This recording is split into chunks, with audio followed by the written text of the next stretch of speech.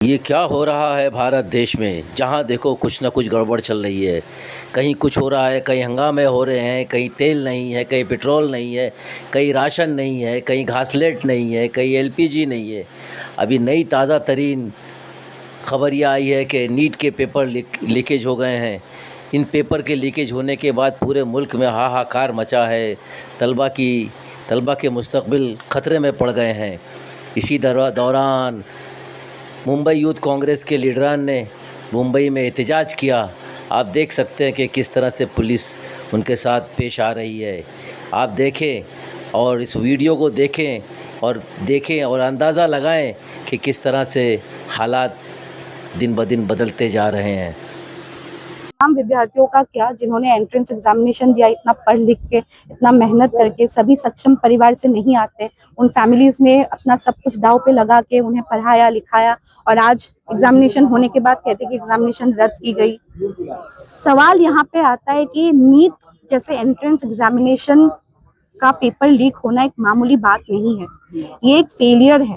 Failure NTA के तरफ से फेलियर है, गवर्नमेंट की तरफ से फेलियर है।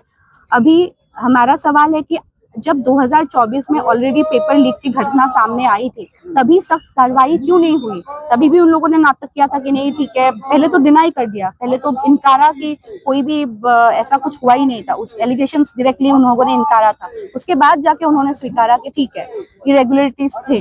उसके बाद कोई सख्त कार्रवाई नहीं हुई। अभी जाके दोबारा जब इस तरीके से पेपर लीक होती है, 42 आवर्स एग्जामिनेशन से पहले पता लगता है कि व्हाट्सएप पे सारे सवाल पत्र सब कुछ सर्कुलेट हो रहा है। उसके बाद एग्जामिनेशन के बाद पता लगता है कि 100 सवाल से ज्यादा सवाल क्वेश्चन पेपर में आए थे, वो जो क्वेश्चंस लीक हुए थे। अभी ये मजाक बन के रह गया है। जैसे राहुल गांधी जी ने कहा, ये नीलामी बन चुकी है, ये जो नीट एग्जामिनेशन ये एक नीलामी बन चुकी है। देखिए, हमारी मांग एकदम सिंपल है कि जो एनटीए के डायरेक्टर जनरल है अभिषेक सिंह जी, उन्हें तुरंत गिरफ्तार करना चाहिए और उन पर सख्त कार्रवाई होनी चाहिए कि उनके रहते हुए ये कैसे हुआ गया। और ये जो पेपर लीक माफिया है ना, उनको तोड़ना बहुत जरूरी है। हमें पता नहीं कि कहाँ से क्या हो रहा है, लेकिन इन पर सख्त कार्रवाई होनी चाहिए। सीबीआई का हमेशा रहता है कि ठीक है, अभी वो कार्रवाई कर रहे हैं, किसी लोगों को गिरफ्तार भी किया, लेकिन अब तक एनटीए डायरेक्टर जनरल को क्यों नहीं गिरफ्तार किया? और दूसरी बात, जो एजुकेशन यूनियन मिनिस्टर है प्रधान जी, उन्हें राजीनामा देना चाहिए। उनके टेन्योर में ये दूसरी बार नीट परीक्षा की पेपर लीक की घटना सामने आई, तो उन्हें कुछ शर्म आना चाहिए। भाजपा सरकार वैसे भी देखिए, एक फेलियर है गवर्नमेंट, एक फेलियर इंजन गवर्नमेंट है, और हमें उनसे ज्यादा अपेक्षा नहीं है। लेकिन एटलीस्ट ये जो विद्यार्थी है, जो 22 लाख विद्यार्थी जिन्होंने अपना सब कुछ लगाकर इस परीक्षा की तैयारी की थी, इस परीक्षा पर उन लोगों ने प्रेयर किया, और अभी इस परीक्षा को रद्द करके उनके भविष्य के साथ ये खिलवाड़ हुई बस। और आज मुंबई यूथ कांग्रेस और कांग्रेस पार्टी पूरी तरीके से इन विद्यार्थियों के साथ है और उनके परिवार के साथ है, और उनके हक के लिए हम लड़ाई लड़ते रहेंगे। लेकिन आज भी आपको रोका गया है आंदोलन के लिए। पहले भी आपने इस चीज़ के लिए आवाज उठाई थी, तो इसके बाद में आप क्या करने वाले? देखिए, मैं खुलेआम कहना चाहूंगी कि आज इन्होंने जिस तरीके से हमारे साथ सलूक किया, कोई भी भाजपा वालों के साथ वो लोग नहीं कर पाते। जब भाजपा के कोई भी, चाहे वो महिला बीजेपी के महिला मोर्चा हो या फिर युवा मोर्चा हो, वो लोग जब करते हैं, वही पुलिस प्रशासन प्रोटेक्शन के लिए खड़े रहते हैं। उनको बाइट देने दिया जाता है, उन पर आक्रमण ना हो, उनके लिए वो प्रोटेक्शन देने के लिए खड़े रहते हैं। वही हमारे साथ उतरते ही हमें गिरफ्तार किया जाता है, हम पर इस तरीके के साथ सलूक। मैं एक महिला प्रेसिडेंट हूँ, मुझे उठाने के लिए इतने सारे पुलिस प्रशासन आने की जरूरत है कि आप बताइए हम क्या गलत कर रहे हैं? ये एक डेमोक्रेटिक कंट्री है, भारत एक वर्ल्ड की सबसे बड़ी डेमोक्रेसी है, और अगर इस डेमोक्रेसी में हमें इतना भी हक नहीं है कि हम अपनी आवाज उठा पाए। किसके लिए आवाज उठा रहे? विद्यार्थियों के लिए आवाज उठा रहे? ये यूथ कांग्रेस है। अगर यूथ आज यूथ के लिए आवाज नहीं उठाएगा तो कौन उठाएगा? और अगर यूथ के लिए, अगर नीट एग्जामिनेशन के स्टूडेंट्स के लिए आवाज उठाने पर इनकी इतनी जलती और हमें इस तरीके का सलूक करते हैं हमारे साथ, तो आप सोचिए किस और जा रहा है देश। तो इसके लिए अभी आगे क्या करने वाले हैं आप? मुझे आवाज तो उठाने नहीं देते ना, आंदोलन करने देते, कहीं ना कहीं आप लोगों को उठा के देखिए आजाद मैदान में डाके यहाँ पे खड़ा कर दिया जाए। आगे स्टेप क्या रहेगा आपका? देखिए, हम चुप नहीं बैठने वाले। अगर उन्होंने हमें यहाँ आकर रख दिया, ठीक है, लेकिन इसका मतलब ये नहीं कि हम स्टॉप हो जाएंगे। हमें आगे भी बढ़ना है। प्रोटेस्ट तो एक डेमोक्रेटिक कंट्री है, भले वो हमें करने ना दे, लेकिन हम कोशिश जरूर करते रहेंगे। और हमारी ये कदम रहेगी कि हम चाहते हैं कि पुलिस कमिश्नर जी से एक बार हम मिले, क्योंकि ये पहली घटना नहीं है। आज मैं आज मुझे 6 महीना हुआ प्रेसिडेंट बनते हुए, मुझ पर 10 केस दर्ज हुए। ये कोई मामूली बात नहीं है।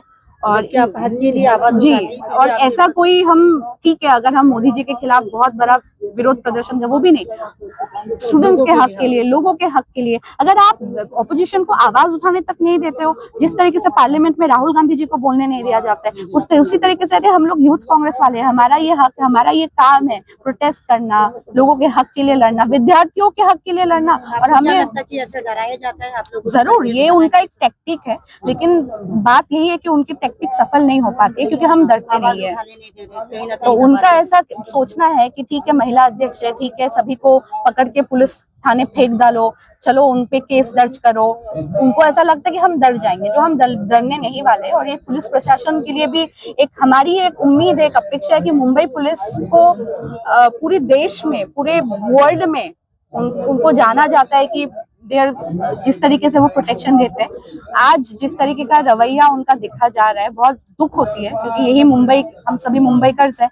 और हमारी उनसे उम्मीद है कि आप पुलिस प्रशासन हो, आप किसी के नौकर नहीं हो, आपको न्यूट्रल रहना चाहिए। आपको सभी पार्टीज के लिए, सभी इंस्टीट्यूशन के लिए, सभी इंडिविजुअल के लिए न्यूट्रल होना चाहिए। आप गुलामी करना बंद कीजिए। आप बेबाक से हर जगह पे खड़े हो जाती हैं, आंदोलन करती हैं, इतने केस बनने के बाद में तो आपको डराया भी जाता है, तो क्या आप कहीं ना कहीं आप चीजों से कमजोर पड़ जाती हैं? जी बिल्कुल नहीं। देखिए, आज मैंने जैसे कहा 10 केसेस हो चुके हैं, उससे ज्यादा और क्या होगा। तो देख रही हूँ कि बहुत बेबाक से आप आंदोलन भी करती हैं, बेबाक से आप बोलती भी हैं, तो जिसकी वजह से कहीं ना कहीं उनके कई तरकीबें होते हैं। उनके जब भी अभी प्रोटेस्ट का कुछ न्यूज आया तो वो लोग सुबह से पीछे लग जाते हैं, ट्रैकिंग करते हैं मोबाइल में, मैं कहाँ हूँ, क्या हूँ। उनके कई तरकीबें हैं, लेकिन हम यूथ कांग्रेस, हम राहुल गांधी जी के बब्बर शेर है, तो हम भी डरने वाले हैं नहीं। हम तब तक आवाज उठाते रहेंगे जब तक ये कमजोर करने के लिए हर बार केस किया जाएगा, तो भी आप खड़े रहेंगे? बिल्कुल। इस निकम्मी सरकार को जब तक बाहर नहीं फेंकते, तब तक हम केस भी लेंगे, हम जमीन पर भी उतरेंगे, हम लड़ते रहेंगे, और तब तक लड़ते रहेंगे जब तक राहुल गांधी जी प्रधानमंत्री नहीं बनते। तो ये है जीनत सबरीन, जो कांग्रेस की अध्यक्ष है, और बेबाक से आवाज भी उठाने दे रहे, और हर मसले के लिए बेबाक आंदोलन भी करती है। कहाँ काटूंगी यार, तुम क्या हो गया तुम आवाज उठाने के लिए।